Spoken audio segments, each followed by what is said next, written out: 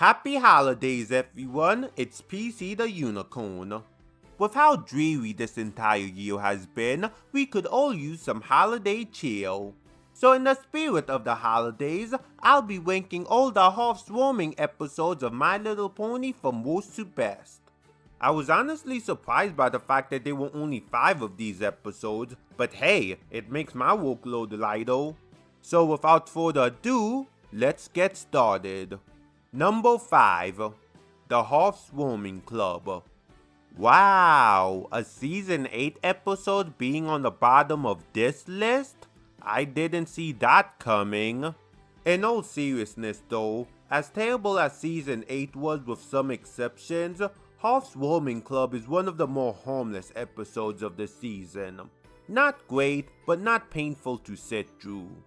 The episode focuses on a student 6 getting ready to leave the school for the holidays, only to be held back due to someone sabotaging the tree, which results in the room being covered in goo. It's a classic anthology episode that has each member of the student 6 reveal what they do for the holiday season. I always appreciated getting more world building within MLP, so it was nice to learn what other creatures did for the winter holiday. Though the only stories that stood out were Celis and Smolder's. Both the reveal that the changelings follow Twilight Hofswarming directions too literally, and the revelation that dragons love telling stories about weak and compassionate creatures losing honestly cracked me up. However, Yona's, Silverstream, and especially Sandbar stories are pretty underwhelming. Yaks just smash things then do a nice thing, Hippogriffs just do a 3-day celebration, and Sandbar's story was so lame that it wasn't even funny in a cheesy way. Meanwhile, Gallus' story lies in the middle, since while the concept of griffins choosing to be less rude for one day is funny, the revelation that he doesn't have a family raises a few questions. Who took care of him? What happened to his parents? Was he sent to the school because he's an orphan? And did Twilight and her friends not know that he was an orphan?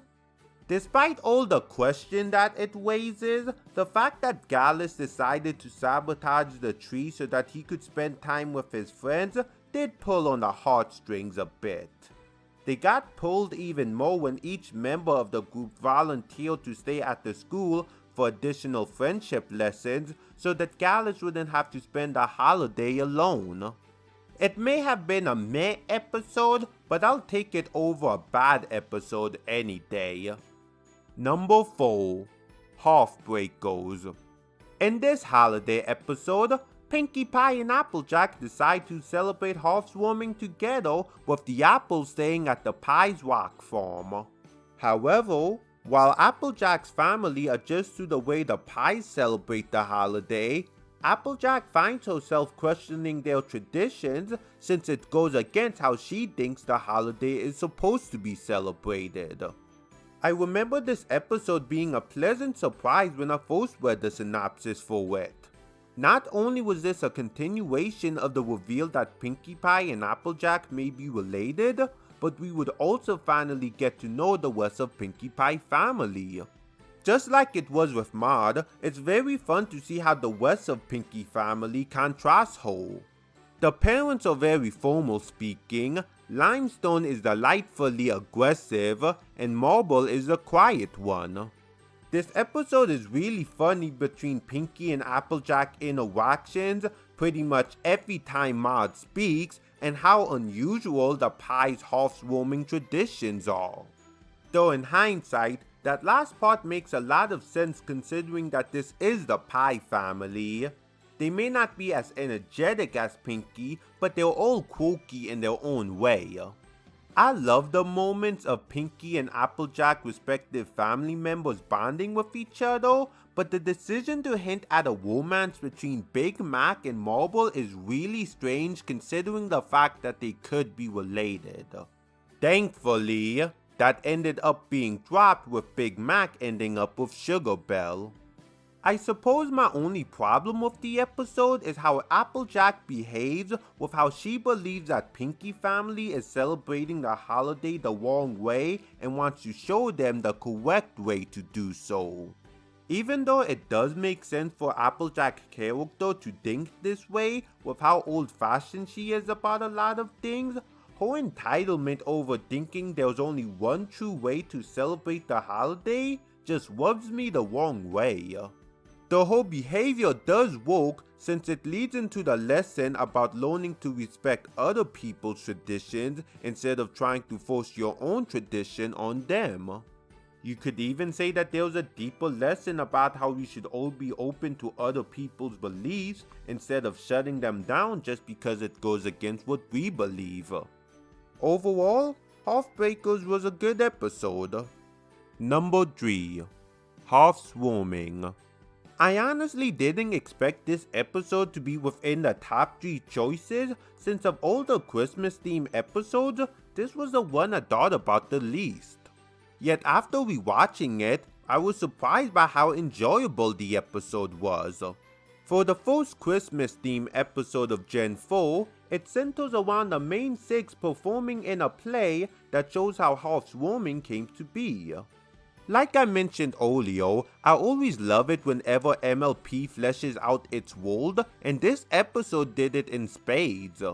We learned several interesting things about Equestria, such as how pony tribes used to live in disharmony, how evil spirits known as Wendigos would create winter storms the more disharmony there was, and how Equestria was founded. Though while the world building is great, the real standout of the episode was hands down the comedy. I found myself cracking up over the extreme personalities of the rulers of each tribe, along with how they constantly bickered with each other. And to make it even funnier, we see how the leader's respective assistant had to put up with their leader's nonsense, with said assistant's logical suggestions falling upon deaf ears. The best dynamic was especially the characters Pinky and Applejack played, since you can just tell from Smart Cookie expression that she was thinking, how the hey did Chancellor Pudding become the Earth Tribe ruler with how eccentric they are? The episode also put a smile on my face over the fact that the leaders' respective assistants became friends and warded off the Wendigos by wagging on their leaders together. My only real gripe about this episode is that it doesn't really feel like a Christmas episode since it more so just explains the origins of the holiday rather than show ponies celebrating it. Though that's just a small nitpick of an otherwise great episode. Number 2. A Hofswarming Tale. With how many shows and movies have done their own take on A Christmas Carol, it was only a matter of time before MLP tried its hands at it. Though it also has an element of how the Grinch stole Christmas. In the episode, Twilight reads a Hofswarming Tale to Starlight after she and Spike learns that Starlight views the holiday as silly, with it just being an excuse to get candy and presents.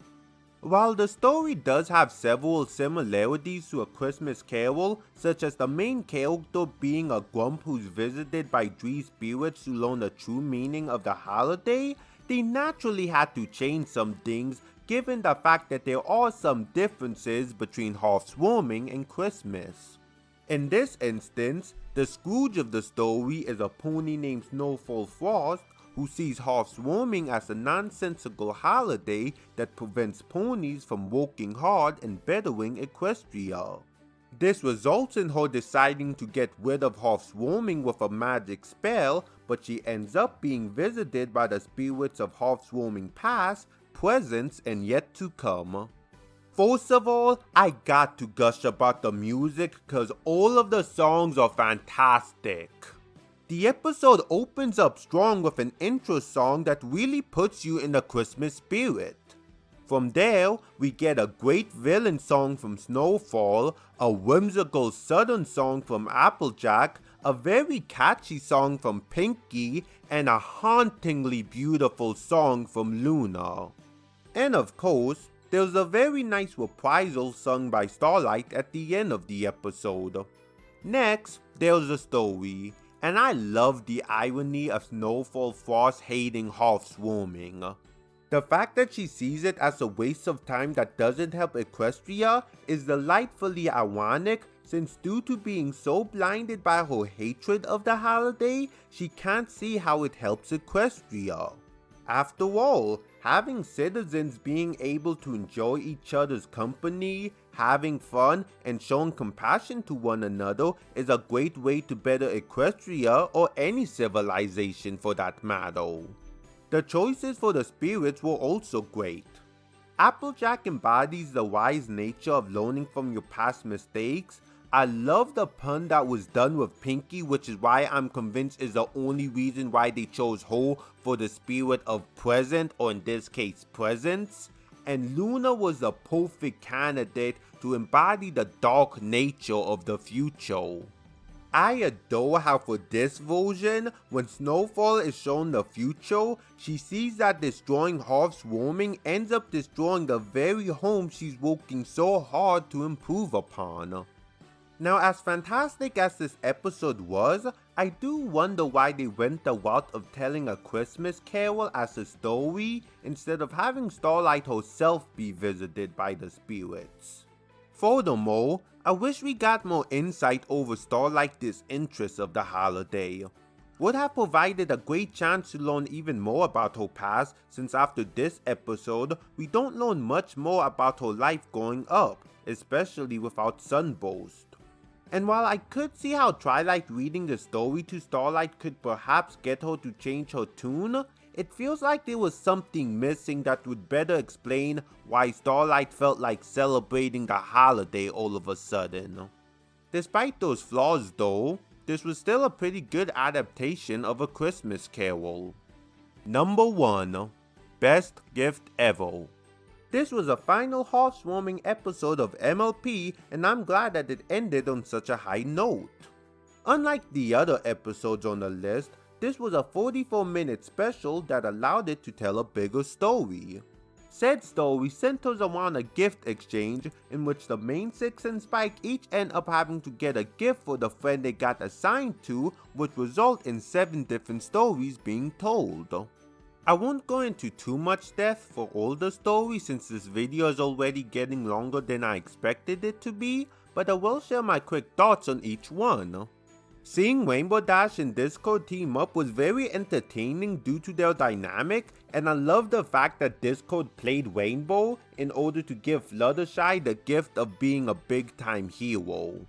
Though it was pretty sweet seeing Rainbow Dash drop her anger when she saw how happy the gift made Fluttershy. Like it normally is, it was quite entertaining seeing Twilight just go completely crazy over trying to figure out the perfect present for Pinky, with her eventually settling on pudding. Rarity's whole misadventure trying to get Applejack present from the post office had me cracking up, and her letting Pistachio keep Applejack present due to seeing how passionate he is about fashion was incredibly sweet. Applejack and Fluttershy tricking Flim and Flam was a joy to watch. Pinky's whole journey to find the best gift givers in order to get a gift for Twilight is your typical zany Pinkie Pie adventure. And the irony of Spike being so caught up in wanting to be assigned to get a gift for Rarity only to not know what to get her demonstrate how much Twilight rubbed off on him. Though Spike's story did make me raise an eyebrow, since at this point in the series, it seemed like Spike finally moved on from his crush on Rarity. Though thankfully his story was more funny than cringy, and his gift for Rarity being a song was incredibly sweet.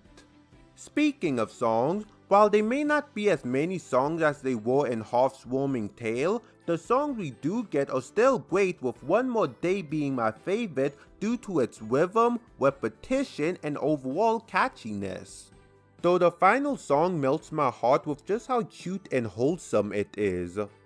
With the exception of a Hofswarming Club, all of the Hofswarming episodes of MLP are fantastic and are perfect to watch during the holiday season. Though what do you think is the best Hofswarming episode of MLP? And how would you rank the episodes from worst to best? Let me know in the comments below. And as always, make sure to like this video, subscribe to my channel, and click the bell so you'll be notified when I make a new video. If you want to follow me on social media, you can find the links to them in the description box below. Until next time, this is PC logging off.